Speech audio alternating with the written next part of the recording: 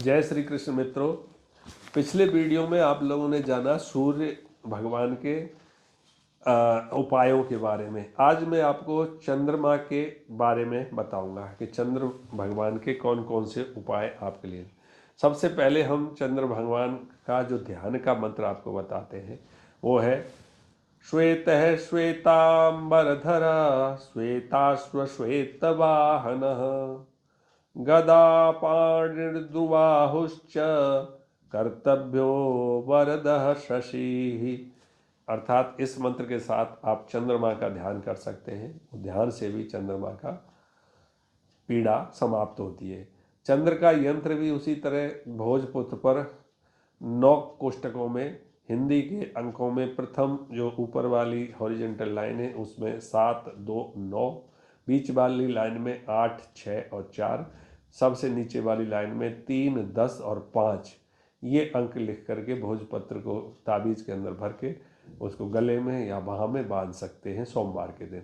ये भी फायदा करता है। वैदिक मंत्र चंद्रमा का है ओम इमं देवा अश्पत्न ग्वंग सुवध्वम महते क्षत्राय महते ज्येष्ठाय महते जान राजा इंद्रस्यो इंद्रियाय इमं मुष्य पुत्र मुष्यै पुत्रस्यै विष एष भूमि राजा सोमोस्माकं ब्राह्मणानां ग्वंगराजा।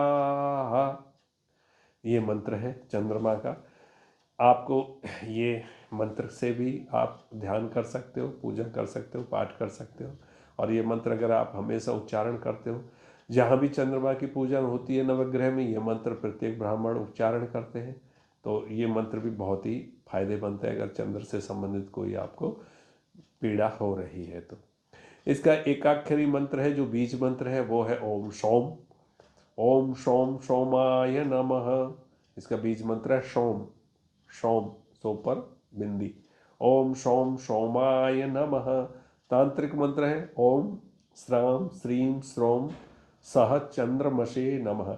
सभी मंत्र आपको नीचे डिस्क्रिप्शन में मिल जाएंगे, आप वहां से इनको देख सकते हैं। चंद्रमा के जप की संख्या है 11,000, अर्थात 11 दिन में 1,000 का जप कर सकते हो या एक ही दिन में 11,000 जप कर सकते हो। ये अनुष्ठान है। इसकी जो प्रार्थना भी है जैसे सूर्य की प्रार्थना है, इसका प्रार्थना करके भी आप अपने रोग दोष आदि को मिटा सकते हैं। रोहिणी सुधा मूर्ति सुधा गात्रो सुधासन विषम स्थान संभूताम पीड़ाम दहुतु मे विदुहु। विदुहु भी चंद्रमा का एक दूसरा नाम है संस्कृत का। तो इसमें ये प्रार्थना का भी मंत्र दिया हुआ है। इस मंत्र से भी आप जो है प्रार्थना करके अपने में। चंद्रमा की गायत्री का भी मंत्र है वो है ओम अमृतांगाय विद्महे कलारूपाय धीमहि तन्नः सोमः प्रचोदयात्। ये चंद्र गायत्री मंत्र है। इसका भी उच्चारण करके चंद्रमा को अर्घ देने से आपको, जैसे सूर्य को अर्घ देते हैं ऐसे ही चंद्रमा को पूर्णमासी से लेकर अष्टमी तक अर्घ दिया जाता है।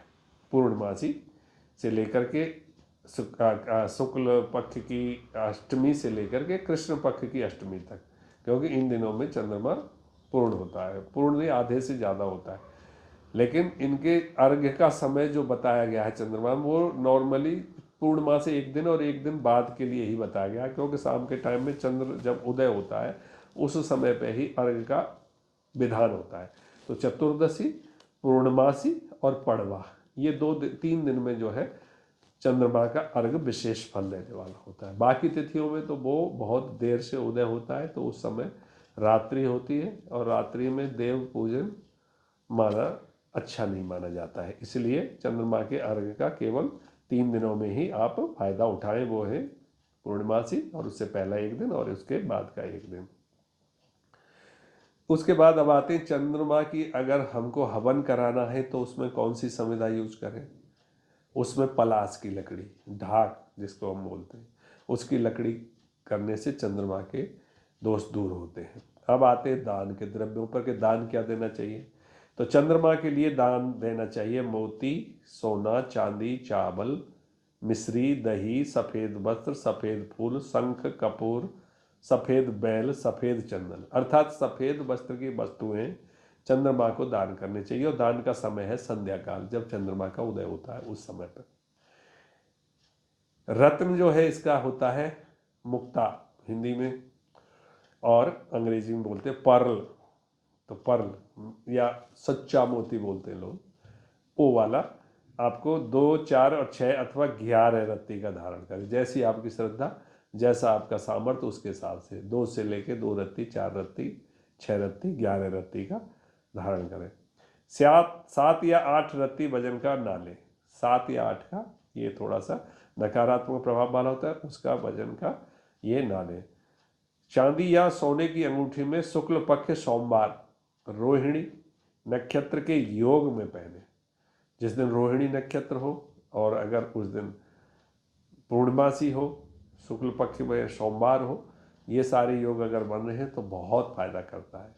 इसका उपरत्न जो है चंद्रकांत मणि होती है, निमुरु बोलते हैं उसको, मून स्टोन, मोती की सीप की पूंछ ये भी होती है, और एक मोती की सीप की पूंछ जड़ में मोती सी भी आभा होती है, यह भी मोती की तरह खूब काम करती है। और जड़ होती है खिरनी, एक खिरनी का पेड़ होता है, उस खिरनी के पेड़ की जड़ अगर ताबीज के अंदर धारण करते हैं तो ये रत्न का काम करती है। ये आपको मैंने चंद्रमा के उपाय बताए। तो ये इनमें से आप कोई भी उपाय, आपको अगर किसी ने ज्योतिषी ने आपको बताया है कि आपकी कुंडली में चंद्र कमजोर है, तो उस चंद्रमा की इनमें से कोई भी 1 या 2 या अधिक उपाय आप कर सकते हैं, अवश्य आपको फायदा मिलेगा। जय श्री कृष्ण।